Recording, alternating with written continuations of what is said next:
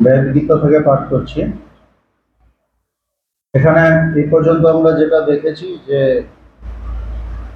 কৌশিক নামের ব্রাহ্মণ, তিনি খুব তপস্যা করেন এবং নিষ্ঠাবান ব্রাহ্মণ, কিন্তু বাবা মাকে খুব একটা সেবা শুশ্রূষা ওইদিকে তার নজর নেই। আহ, তো তার তপস্যায় কিছু শক্তি হয়েছে, সেই শক্তিতে এমন হয়েছে যে একটা তার রাগ হয়েছে। তো একটা তার রাগে একটা পাখিকে তিনি মেরে ফেলেছে, এরকম তার রাগ। মানে এটা তার ক্ষমতা আছে যে তার ভিতরে রাগ উদয় হয়েছে, পাখিটা মরে গেছে, এরকম। এটা না যে তিনি কোনো কিছু দিয়ে মেরেছেন, তীর চালিয়েছেন বা কোনো কিছু দিয়ে আঘাত করে পাখিটাকে মেরেছেন, তা নয়। তার তপস্যার এটা ক্ষমতা হয়েছে। কিন্তু পাখিটাকে মেরেছেন, নিজের অজ্ঞানটাকে তখনও মারতে পারেননি। তো তারপর তিনি ভিক্ষা করতে গেছেন। একজন একটা বাড়িতে গেছেন, সেখানে এক মহিলা তাকে দাঁড় করিয়ে রেখেছে, কেননা তার স্বামী খুব অসুস্থ, মানে অনেক টায়ার্ড হয়ে এসছে। স্বামীকে সেবা করতে গিয়ে তার একটু দেরি হয়ে গেছে, তাতে আবার রাগ হয়েছে। তখন সেই স্ত্রী বলেছেন যে আমি জানি আপনি এই পাখিটাকে মেরে ফেলেছেন, তো কিন্তু আপনি এখনো সেই জায়গায় পৌঁছাননি। সেই জন্য আমি বলবো আপনি ব্যাধের কাছে যান। ব্যাধ কোথায় থাকে? মিথিলা নগরীতে তিনি থাকেন। তার কাছে যান, সেখান থেকে আপনি আরো যদি শিখতে চান, আরো অনেক কিছু আধ্যাত্মিক তত্ত্ব আপনি শিখতে পারেন। তো সেই তিনি মিথিলা নগরীতে এসে পৌঁছেছেন। এটা অ্যাকচুয়ালি মহাভারতের ঘটনা। মানে বেদ গীতাটা মহাভারতে আছে, কিন্তু এই যে কৌশিকের যে ঘটনাটা, সেইটা মোস্ট প্রবাবলি রামায়ণের সময়। মানে এইটা আহ, উম, রাজা জনক তখন মিথিলা রাজা, তার মানে রামায়ণের সময় এই কৌশিকের ঘটনাটা এবং এই ব্যাধের যে ইয়ে, এইটা আহ, মার্কণ্ডেয় মুনি তিনি যুধিষ্ঠিরকে এই গল্পটা বলছেন। অনন্তর কৌশিক জনকরাজ রক্ষিত সেই মিথিলায় গমন করিলেন। জনক যেটা রক্ষা করেন, যে রাজ্যটা, সেই মিথিলা, কৌশিক সেখানে গেলেন। সেই নগরী ধ্বজ পতাকা সমন্বিত, যজ্ঞ উৎসবাদী মুখর। বলছে যে খুব বড় বড় ওখানে বাড়ি টাড়ি সব আছে, যজ্ঞ উৎসব লেগেই আছে। উৎসবাদী মুখর মানে মানুষ খুব এসব নিয়ে আছে। পুরোদ্বার অট্টালিকা সমন্বিত, বড় বড় বাড়ি, অট্টালিকা, ধনির অট্টালিকা, প্রাচীর ও বহুতর বিমান সমন্বিত ছিল। দারুণ কথা বলছে, বহুতর বিমান সমন্বিত ছিল। বিমান মানে তো এরোপ্লেন। তার মানে মহাভারতের মানে রামায়ণের সময় বলছে সেই সময় রাজা জনকের ইয়েতে বিমান আছে রাজ্যে। সুতরাং সেখানে সভ্যতাটা কেমন ছিল, এটা একটা ব্যাপার। বলছে বহুতর বিমান সমন্বিত ছিল। সেই সুন্দর নগরীতে প্রবেশ পূর্বক কৌশিক বহু বিক্রয় দ্রব্য, সুবিন্যস্ত মহাপথ সকল, রাস্তাঘাট পরিষ্কার একদম সাজানো গোছানো, অশ্ব রথ হস্তি, বহু যোদ্ধা, হাতি ঘোড়া সবকিছু দেখছেন। রথে করে মানুষ চলছে। হৃষ্ট পুষ্ট জনসমন্বিত, এবং সেখানে যে মানুষ, তারা স্বাস্থ্যবান, তারা নীরব হৃষ্টপুষ্ট। এরকম না যে না খেতে পেয়ে মরে আছে, সব ভিখিরির মতো, সেরকম নয়। এবং সর্বদাই উৎসব সমাকুল ও ক্রমশ নানা ঘটনাযুক্ত দেখিলেন। উৎসব, একটা উৎসবের ভাব, সবার মধ্যে আনন্দ, মানে একটা সুন্দর পারফেক্ট রাজ্য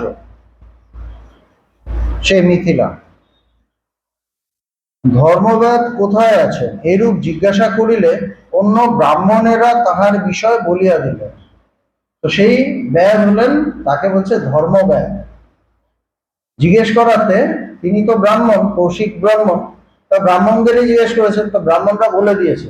তার মানে তার নাম আছে সেই ব্যাধের, কেননা ব্রাহ্মণরাও তাকে জানে ধর্মবেদ বলাতে। কেননা ব্রাহ্মণরা তো নিজেদেরই খুব ধার্মিক মনে করে, অন্য শূদ্র শূদ্র কাউকে তো ধার্মিক বলে মনে করে না, কিন্তু ধর্মবেদ জিজ্ঞেস কোথায় আছে বলতেই তারা বলে দিলে ওখানে আছে, ওখানে যাও। তার মানে তার কতটা নাম, এবং তিনি ব্রাহ্মণরাও তাকে সম্মান করেন। এইরূপ জিজ্ঞাসা করিলে অন্য ব্রাহ্মণেরা তাহার বিষয় বলিয়া দিলেন।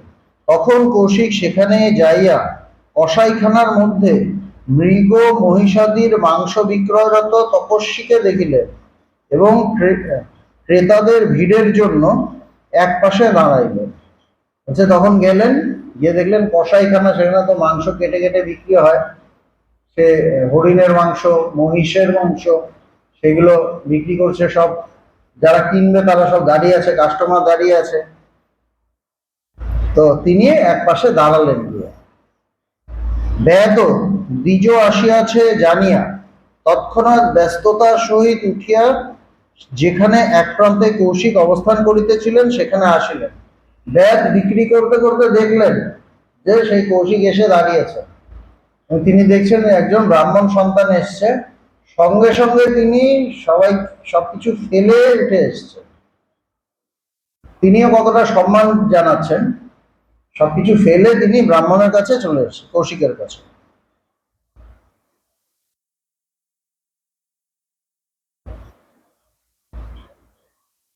ব্যাধ উবাচ,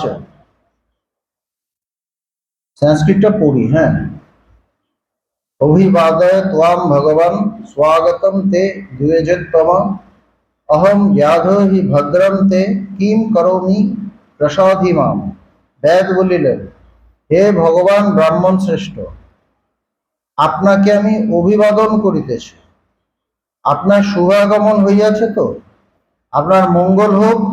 আমি সেই বেদ, আপনার কি সেবা করিব আদেশ করুন। সুন্দর হচ্ছে, হে ভগবান ব্রাহ্মণ শ্রেষ্ঠ, আপনাকে আমি অভিবাদন করিতেছি। আপনার শুভাগমন হইয়াছে তো, মানে আপনার কোনো অসুবিধা হয়নি তো, রাস্তাঘাটে ভালোভাবে এসছেন তো, আপনার মঙ্গল হোক। আমি সেই বেদ, আপনার কি সেবা করিব আদেশ করুন। আমি আপনার জন্য কি করতে পারি বলুন। তখন কিন্তু তিনি তার বিক্রি রেখে চলে এসেছেন। আপনি মিথিলায় যান ও এরূপ একপত্না यदिक्त असि गच्छ त्वं मिथिलामिति জানাম্যেত দহম সর্বম যদর্থম তমিহা গতঃ শ্রুত্বা চ তস্য তদ্বাক্যম স বিপ্র ভৃশ বিস্মিতঃ দ্বিতীয় মিতমাশ্চর্যমিত চিন্তয়ত দ্বিজম। আপনি মিথিলায় যান এরূপ যাহা পতিব্রতা বলিয়াছেন, এবং আপনি জন্মিত এখানে আসিয়াছেন, এই সকল আমি জানি। হচ্ছে যে আপনাকে যে পতিব্রতা নারী বলেছে যে আপনি মিথিলায় যান, এবং আপনি কিসের জন্য এখানে এসেছেন সেটা আমি জানি। সে বেদ বলছেন, আমরা আগেও দেখেছি সেই মহিলা জেনে গেছেন যে আপনি, হ্যাঁ, আপনি রেগে গেছেন, ওই পাখিটা বধ করেছেন, এটা আমি জানি। এখানে এসে দেখছে, বেদও বলছে যে আপনাকে সেই মহিলা পাঠিয়েছে, সেটা আমি জানি। সেই ব্রাহ্মণ কৌশিক বেদের এই বাক্য শ্রবণ করিয়া অত্যন্ত বিস্ময়াপন্ন হইলেন, এবং ইহা দ্বিতীয় আশ্চর্য এরূপ চিন্তা করিলেন। সেকেন্ড টাইম সারপ্রাইজ হয়ে গেছে। প্রথমবার হয়েছে মহিলার কাছে, দ্বিতীয়বার হয়েছে বেদের কাছে। এটা দ্বিতীয় আশ্চর্য, তুমি সব জেনে গেল।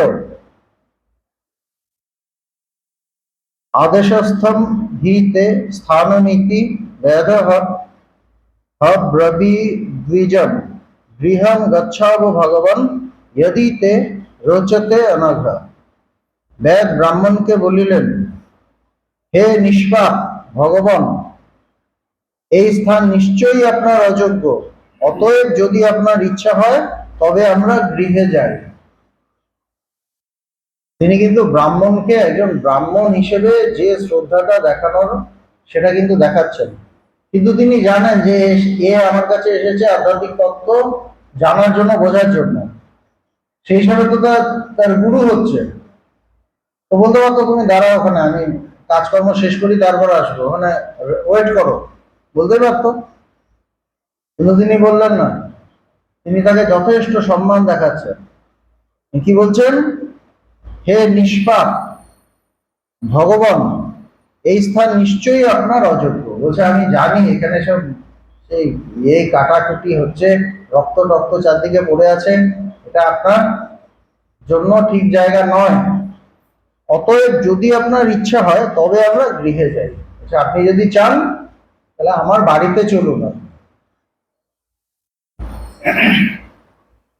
মার্কণ্ডে উবাচ ভারমিত্যেব তম বিপ্র হৃষ্ট বচনমব্রবীৎ অগ্রতস্তু দ্বিজম কৃত্বা স জগাম গৃহম প্রতি প্রবিশা চ গৃহম রম্যমাস নেনাভিপূজিতঃ।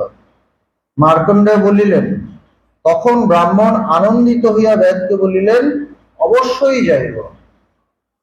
আর ব্রাহ্মণও কিন্তু, তিনিও কিন্তু তার ওই ইগো, অহংকার নিয়ে আসেননি, অহংকার সারেন্ডার করেই এসেছে। নাহলে একজন ইয়ের বাড়ি, শূদ্রের বাড়ি যে বেদ মাংস কেটে বিক্রি করে, তার বাড়িতে কোনো ব্রাহ্মণ যায় না জেনারেল। অবশ্যই যায়, কেননা তার কাছেও জ্ঞানটা বেশি ইম্পর্টেন্ট। তার কুলের বংশ বংশ মর্যাদা থেকে, তথাকথিত বংশ মর্যাদা, আসলে সবাই আমরা একই বংশ, সত্যের বংশ, আমরা সবাই সত্য কুলজাত। কিন্তু ব্রাহ্মণদের তো ওইটা একটা থাকে, ওর বাড়ি কেন যাব, ওর হাতে দেওয়া জল কেন খাবো, এগুলো খুব থাকে। কিন্তু তিনি কিন্তু ওইটা ত্যাগ করে দিয়েছেন। তার কাছে সত্যকে জানা বেশি ইম্পর্টেন্ট, বেশি দামি। এই জন্য আধ্যাত্মিকতার মূল হলো ইচ্ছেটা, আমি কি তাকে জানতে চাই, একদম পরিষ্কার। এছাড়া বড় কিছু নেই, বড় কোনো কোয়ালিটি নেই। আমি তাকে জানতে চাই কি জানতে চাই না, এটা হলো কোয়ালিটি।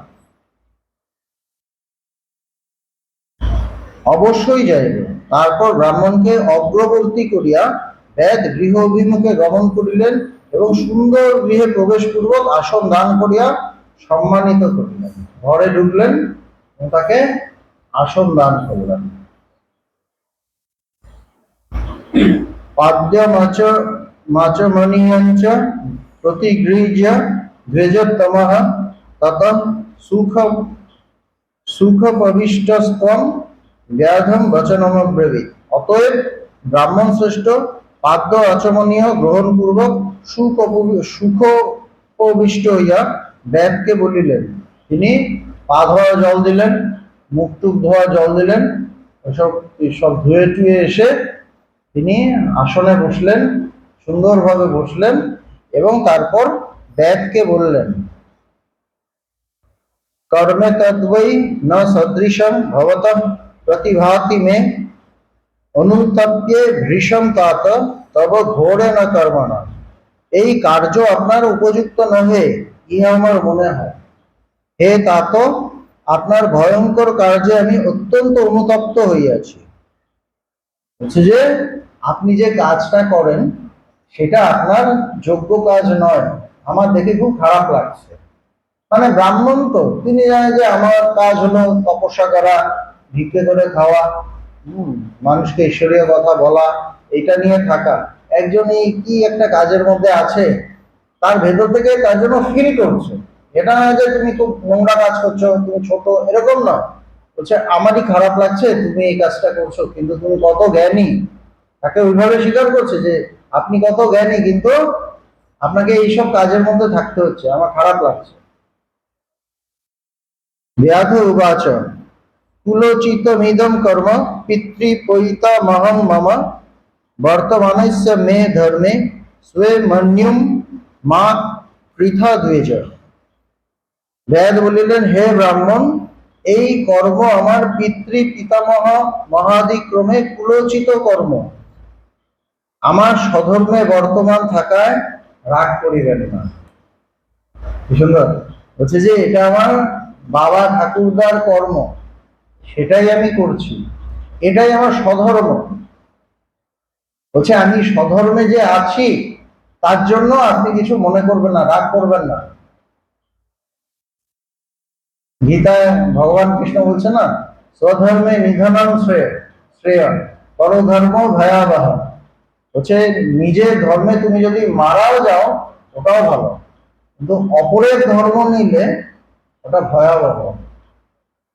এখানে ব্যাদ কিন্তু ওটাই বলছে, এটাই আমার বংশের কর্ম, আমার বাবা ঠাকুরদাদা এটাই করেছে, আমি সেই উত্তরাধিকার সূত্রে সেটাই পেয়েছি, সুতরাং আপনি রাগ করবেন না। বিধাত্র বিহিতম পূর্বম কর্ম স্বমনু পালয়ন প্রয়ত্নচ্চ গুরু বৃদ্ধ শুশ্রূষেহম দ্বিজতম। হে ব্রাহ্মণ শ্রেষ্ঠ, বিধাতা কর্তৃক বিহিত আপন কর্ম পালন করিতে থাকিয়া আমি গুরু ও পিতামাতার শুশ্রূষা করি। সুন্দর কথা, বিধাতা কর্তৃক বিহিত। বলছে আমার যে কর্ম এটা ঈশ্বর আমার জন্য এটা নির্দিষ্ট করে দিয়েছে, এই জন্য যে যে কাজ করে, ভগবানের কথা কি, ভগবান বলেন, ভগবান কোনো কর্মই ছোট বলেন না। ভগবান বলেন তোমার যেটা কর্তব্য সেটা নিখুঁতভাবে করো। ভগবানের তো একই কথা, ভগবানেরও একই কথা। বলছে তোমার যেটা কর্তব্য, তুমি ঈশ্বর তোমার জন্য যেটা নির্ধারণ করে দিয়েছে সেটাকে নিখুঁতভাবে করো, সেটাকে অবহেলা করো না। কারণ আমার মনে আছে আমরা তখন নতুন নতুন বিরাটিতে এসছি, তখন ভগবানের কাছে বিরাটিতে অনেক সমস্যা, অনেক ঝামেলা, মানে ওই সময় অনেক কন্ট্রোভার্সি, অনেক কিছু হয়েছিল, ভগবানের নামে অনেক অপবাদ দেওয়া হয়েছিল। সেটা আমি ইয়ের দিন কিছুটা বলেছিলাম। কত তারিখ? 4 তারিখ, 4 জুন। তো সেই সময় আমরা এসেছি, মানুষ তখন খুব একটা ভগবানের কাছে আসে না। একজন দীপকদা থেকে বোধ হয় নাকি তার থ্রুতে তিনি ভগবানের কথা শুনে ভগবানকে দর্শন করতে এসছেন। এবং দর্শন করতে এসছেন কিরকম, তিনি অফিস থেকে ওই সরকারি অফিসে কাজ করেন, সরকারি অফিসে কাজ করে যতক্ষণ তার ছুটি তার থেকে অনেক বেশি ছুটি নিয়ে চলে এসেছেন ভগবানকে দর্শন করতে মায়ের বাড়িতে। ভগবান আমরা বেশ কয়েকজন ভগবানকে নিয়ে কোথাও একটা গেছিলাম, কোনো ভক্ত বাড়িতে, মোশবাবলি ঝুমা বলে একটা মেয়ে আছে, ওই মোশবাবলি ঝুমার বাড়িতে ফিরে এসেছি। এসে দেখি ভদ্রলোক কোথায় বসে আছে, অফিস থেকে এসেছে। তো ভগবান কথা কথা জিজ্ঞেস করলেন আপনি কোথায় কাজ করেন কি? বললাম আমি অফিসে, ওখান থেকে চলে এসেছি আমি ইয়ে নিয়ে।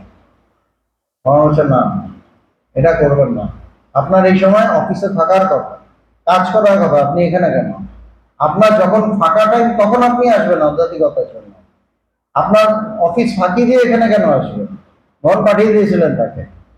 সেই সময় ভগবানের কাছে মানুষ বেশি নেই, ওনার সাথে মিষ্টি ব্যবহার করলে হয়তো উনি রেগুলার আসতেন, কিন্তু ভগবান বললেন না, অ্যালাউ করলেন না। তো ভগবানের কিন্তু আমরা সবসময় দেখেছি যে যে কাজ করে তাকে সেই কাজে ভগবান দেখতে চান যে তুমি এটা ঠিক মতো করছো তো। এখানেও কিন্তু একই বলছেন যে বিধাতা কর্তৃক বিহিত আপন কর্ম পালন করিতে থাকিয়া, বলছে আমার যে কর্মটা সেটা আমি পালন করি, করতে থেকে তারপর কি গুরু ও পিতামাতার শুশ্রূষা করি, গুরু এবং পিতামাতার সেবা শুশ্রূষা করি, সেবা করি। কেন বললেন? কৌশিকও কিন্তু আপন কর্ম করে, সে ব্রাহ্মণ, ব্রাহ্মণের কাজ তপস্যা এই সেই শাস্ত্রপাঠ, কিন্তু পিতামাতার শুশ্রূষাটা করে, সেবাটা করার না। সেই জন্য বলে দিলেন আমি আপন কর্ম করে, বিধাতা আমার জন্য যেটা ঠিক করে দিয়েছেন, আমি আপন কর্ম করে আমার বাবা মার সেবা শুশ্রূষা করি। এবং গুরু, আমাদের যে ভগবানের 5টা দিব্য নির্দেশ আছে, তার মধ্যে একটা আছে গুরু সেবা আমাদের করতে হবে, গুরু সেবা করা কর্তব্য। এখানে দেখুন, আমি গুরু ও পিতামাতা শুশ্রূষা করি, প্রথমে গুরুর নাম বলছেন, তারপর পিতামাতা বলছেন, ভালো করে দেখবেন সব। প্রয়াত্মাচ্চ গুরু বৃদ্ধ শুশ্রূষে এখন বিবেচতম, গুরু প্রথমে আসছে, তারপর পিতামাতা আসছে, প্রায়োরিটি কিন্তু সেট করা আছে, প্রায়োরিটি সেট করা আছে।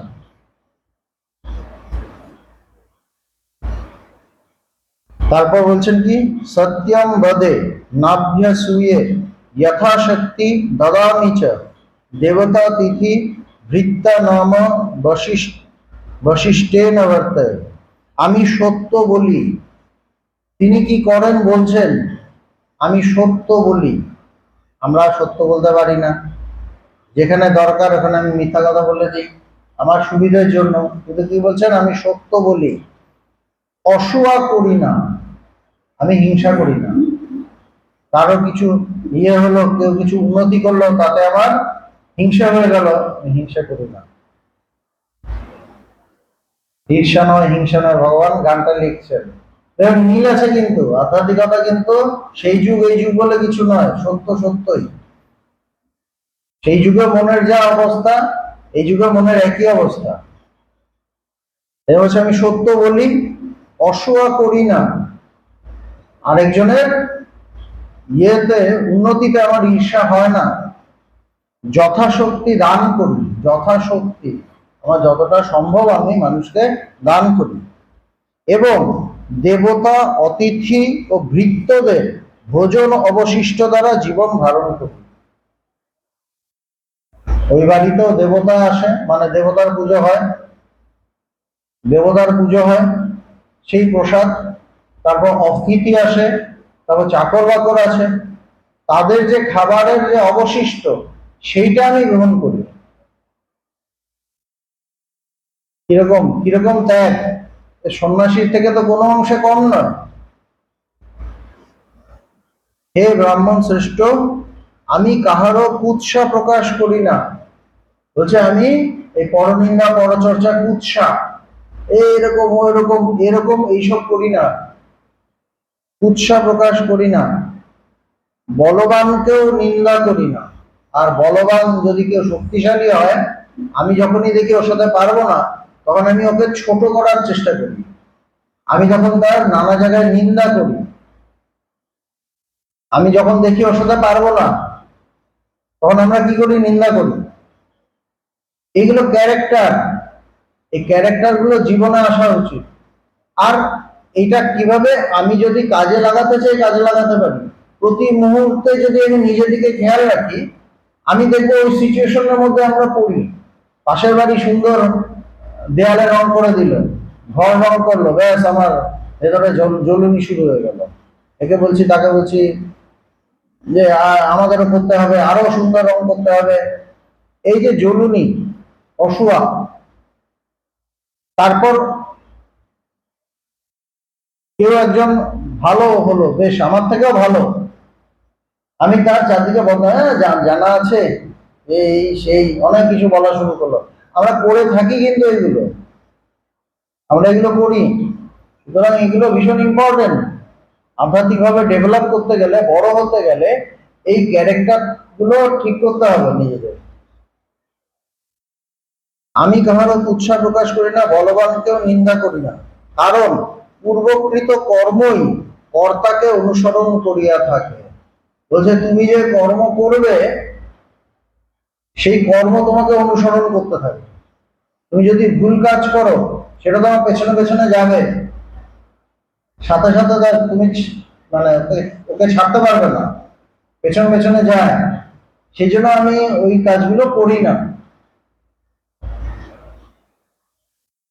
এই জগতে কৃষি, গোপালন, বাণিজ্য, দণ্ডনীতি ও বেদবিদ্যা লোকের জীবন ধারণের উপায়, তাহার দ্বারাই স্বর্গলাভ হইয়া থাকে। স্বর্গলাভের কথা বলছেন, কিভাবে কিভাবে হয়, বলছে কৃষি গোপালন মানে গরুকে পালন করা, কৃষি কাজ করা, বাণিজ্য, যে ব্যবসা ব্যবসা করছে, দণ্ডনীতি, দণ্ডনীতি কাদের? রাজাদের। রাজারা দণ্ড দেন, তারা একটা রাজ্য শাসন করেন, রাজ্য শাসন করেন, দুষ্টের দমন শিষ্টের পালন করেন, এটা রাজাদের কাজ, ক্ষত্রিয়ের কাজ। আর বেদবিদ্যা, সেটা ব্রাহ্মণের কাজ। বাণিজ্য, এগুলো বৈশ্য, যে ব্যবসায়ী, তাদের কাজ। এগুলো দ্বারা কি হয়? লোকের জীবন ধারণের উপায়, তাহার দ্বারাই স্বর্গলাভ হইয়া থাকে। এগুলো যদি কেউ নিষ্ঠা সহকারে করে, সেও কিন্তু স্বর্গলাভ করে। দ্বিজাতির সেবাতি কর্মসূত্রে কৃষির বৈশ্যে সংগ্রাম ক্ষত্রিয় স্মৃত ব্রহ্মচর্যম তপে তপে মিন্ত্রা সত্যম চ ব্রহ্মণে সদা। দ্বিজাতির সেবাদি কর্ম শূদ্রের, দ্বিজাতির সেবা, ব্রাহ্মণ ক্ষত্রিয় এদের সেবা কারা করে? তাদের কাজ হলো শূদ্রের কাজ। কৃষি কর্ম বৈশ্যের, কৃষি কাজ করা, সেটা বৈশ্য ব্যবসায়ী। যুদ্ধাদি ক্ষত্রিয়ের, যারা যুদ্ধ করে সেটা কার কাজ? ক্ষত্রিয়ের কাজ। এবং ব্রাহ্মণের, ব্রাহ্মণের কাজ কি হচ্ছে? ব্রহ্মচর্য, তপস্যা, মন্ত্র রক্ষা, সদা সত্য ব্যবহার, স্মৃতি শাস্ত্র সম্মত। ব্রাহ্মণের কাজ কি হচ্ছে? যে ব্রহ্মচর্য, ব্রহ্মে বিচরণ করা, তপস্যা করা, মন্ত্র রক্ষা করা, তাকে তার গুরু যে মন্ত্র দিয়েছেন সেই মন্ত্রটাকে মানে ঠিক ভাবে করা, সেই মন্ত্র জপ করা, এবং সেটার ফলটাকে ভেতরে আনা, তাতে মন্ত্রটা রক্ষা হয়। এবং সদা সত্য ব্যবহার, সত্যে প্রতিষ্ঠিত থাকা, ব্যবহারে যেন ভুল না হয়, সদা সত্য ব্যবহার, স্মৃতি শাস্ত্র সম্মত, স্মৃতিতে যেরকম বলা আছে সেরকম ভাবে। রাজা প্রশস্তি ধর্মেণ स्वधर्म निरतः प्रजा विकर्मणाश्च ये केचित्तान युनक्ति स्वकर्मसु। বলছে রাজা ধর্ম অনুসারে স্বধর্ম নিরত প্রজাবর্গকে শাসন করেন এবং বিরুদ্ধ কর্মকারীদের আপন আপন কর্মে নিযুক্ত করিয়া থাকে। যে স্বধর্ম নিরত, যে প্রজারা তাদের যে কাজ আছে সেইটা যে ঠিকভাবে করেন, রাজা তাকে রক্ষা করেন, ঠিকভাবে তাকে দেখেন, দেখে রাখেন, এবং বিরুদ্ধ কর্মকারীদের আপন আপন কর্মে নিযুক্ত করিয়া রাখেন। যারা বিরুদ্ধ করেন তাদেরটাও তিনি খেয়াল রাখেন। ভেতব্যম হি সদা রাজ্যাম প্রজানামাধীপা হিতে বারয়ন্তি বিকর্মস্থম নৃপা মৃগ নিবেশুহি। রাজাদের সর্বদা ভয় করিবে, যেহেতু তাহারা প্রজাদের অধিপতি। হচ্ছে রাজারা প্রজাদের অধিপতি, তারাই তো মেন। তাদের থেকে সাবধানে থাকবে, মানে ভয় করবে। ভয় মানে ভয় পালিয়ে যাবে না, মানে সাবধানে, মানে ভুল কাজ করো না, কেন তারা তোমাকে ঠিক ধরবেন, যেহেতু তাহারা প্রজাদের অধিপতি। বাণের দ্বারা মৃগকে যেরূপ নিবারণ করে, রাজারা বিরুদ্ধ কর্মকারীদের সেই রূপ শাসন করিয়া থাকেন। হচ্ছে তারা যেমন শিকার টিকার করেন, বান মারেন, বান মেরে হরিণ টরিণ শিকার করেন, সেরকম যারা ভুল কাজ করছে, বিরুদ্ধ কর্ম করছে, তাদেরও তারা ধরেন, ধরে তাদের যে শাস্তি, যেটা দণ্ড দেওয়ার, সেটা তারা দেন।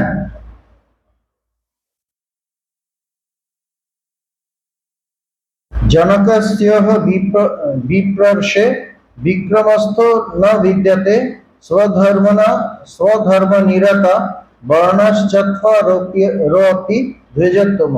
ব্রহ্মর্ষি জনকের এই রাজ্যে বিরুদ্ধ কর্মকারী কোনো লোক নাই।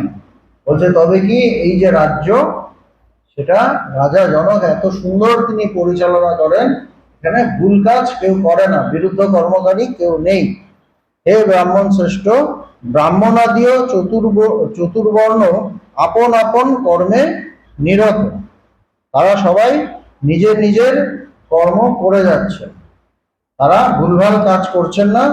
তাদের জন্য যে কাজ বিহিত আছে তারা সেটা করে যাচ্ছে। এইভাবে শুরু হচ্ছে তার যে বক্তৃতা, তার যে লেকচার, এইভাবে শুরু হচ্ছে, আস্তে আস্তে হয়তো আরো ডেপথে যাবে। এখন প্রথমে আচরণ কি, কেমন আচরণ হবে সেইটা নিয়ে তিনি বলছেন। আস্তে আস্তে জ্ঞানের দিকে যাব, কেননা কর্মের পর তো জ্ঞান হয়, মানে কর্ম থেকে আরো উচ্চে উঠে জ্ঞানের ব্যাপার আসে। প্রথমে কর্মকাণ্ড, তারপর জ্ঞান কাণ্ড। সেরকম ভাবেই মনে হচ্ছে যে আস্তে আস্তে আমরা আরো গভীর জায়গায় পৌঁছাবো।